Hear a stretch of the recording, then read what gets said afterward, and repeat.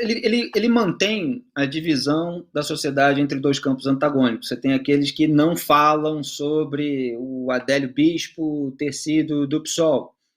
Ele, obviamente, não fornece nenhuma nuance, né? O Adélio ele foi filiado ao PSOL de 2007 a 2014. O atentado contra ele foi em 2018, quer dizer, o Adélio já tinha até deixado o partido, e sim, ele tinha uma retórica agressiva em 2018, mas havia, repito, a retórica histérica, agressiva também por parte da esquerda. Foi uma eleição bastante turbinada em termos de violência retórica.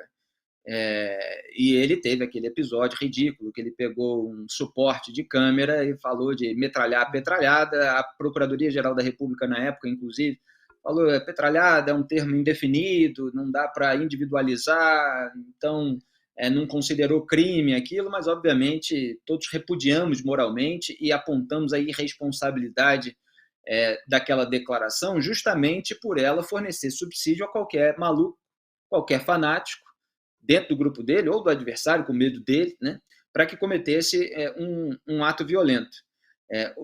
Isso de ele falar assim, ninguém fala algo, é um exemplo bastante ilustrativo do que a gente chama de narrativa política, no seu pior sentido. Porque existe um mundo real, onde existem os fatos que a gente aponta e que muitas vezes são verificáveis. Muitas vezes você tem o jornalismo de bastidor e tal, se apura, o jornalista tem as suas fontes e tal, às vezes o leitor fica até em dúvida se aquilo é verdade ou não. Tem muita coisa que é verificável por si, como, por exemplo, as notícias na imprensa, em diversos veículos, apontando o histórico do Adélio Bispo. Tudo isso foi tanta notícia que houve até a crítica à superexposição do Jair Bolsonaro, de modo que isso tenha beneficiado eleitoralmente ele, apesar de toda a tragédia e todas as consequências físicas para ele daquela facada. Então, ele faz uma narrativa, quer dizer, ele narra de que ninguém fala isso. É uma mentira que pode ser refutada pela simples conferência das reportagens. Mas boa parte do eleitorado não vai conferir nada. Boa parte do eleitorado, principalmente quando está idiotizado, fanatizado, quando virou massa de manobra de uma liderança política, ela acredita naquela narrativa ou, cinicamente, ela repete aquela narrativa para doutrinar outras pessoas e fazer com que elas entrem dentro da sua bolha também. Então, Bolsonaro sempre joga para o outro lado, alimentando esse antagonismo. Não há qualquer centelha de reconhecimento de uma violência retórica. E há hipocrisia também por parte dos petistas, a Gleisi Hoffmann falando serenamente que o outro lado recorre à violência política, omite que o PT investiu durante 15 anos nesse discurso de nós contra eles. E deveria fazer uma autocrítica em relação a isso, que acabou se consolidando no Brasil. Pode ter sido turbinado agora com Jair Bolsonaro, mas ele já fazia. Então, assim, há sujeira, sim, de ambos os lados, mas nesse caso específico, Jair Bolsonaro precisa responder. Como nos casos envolvendo outros políticos, eles precisam responder e assumir as suas próprias responsabilidades sobre uma influência negativa que exerceram.